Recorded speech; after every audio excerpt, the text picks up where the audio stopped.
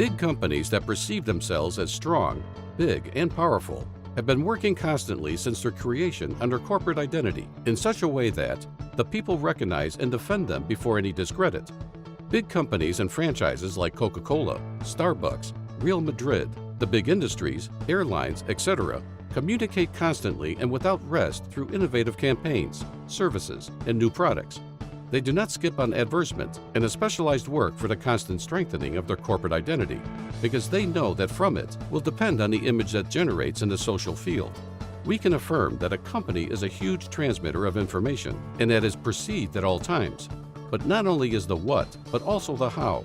Without a clear and transparent self-definition, the doing and the what to do of the company can become less comprehensible for the environment on the company.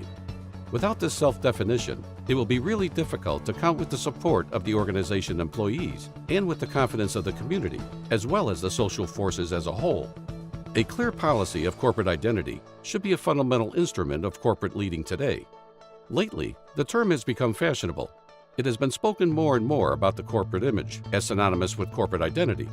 In order not to fall into this mistake, corporate image is a phenomenon of public opinion, which is the synthesis that elaborates a social group about an institution based on the information received about it.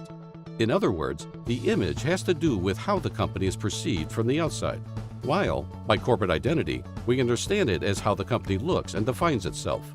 Intuitively, corporate identity can be described as the face of a company as it appears visible to its locutors. More strictly, it can be defined as the sum of all stable and permanent messages that are transmitted to the environment of an institution. Support of corporate identity are all the means used for this purpose: internal signage, content of messages, uniforms, machinery, performance, communication activated with intention. A mediocre message applied systematically and consecutively can give better results than an optimal message but used without a method. A confused, scattered, and negative image can be the result of good intentions, good campaigns, good communication, good signage, good performance. Each variable good in itself, but applied without coordination. We know that a good corporate identity program can create, construct, and develop solidly an image of good performance, good practices, great employer, reliable, and human. Without a good corporate identity, there is no good image, and the corporate image constitutes a phenomenon of public opinion. It represents the state of opinion of more or less large groups of a market, a city, or a country. The image is not transmitted. The image is installed in the minds of people as a result of all the information that was accumulated through the time. The image perceived by the people determines their basic attitudes towards the company. A favorable image determines goodwill, timely predisposition towards any new proposal that the company releases. In conclusion, it is important to make clear the following. A.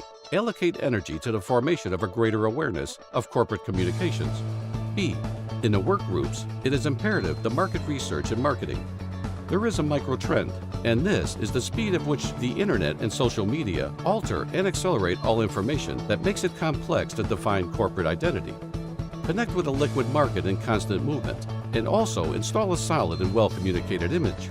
All this means being up to date in the world evolution, in the new methodologies of work and development, as well as in the political, social, economic, and the globalizing tendencies that increasingly dominate the international scene in a vertiginous manner.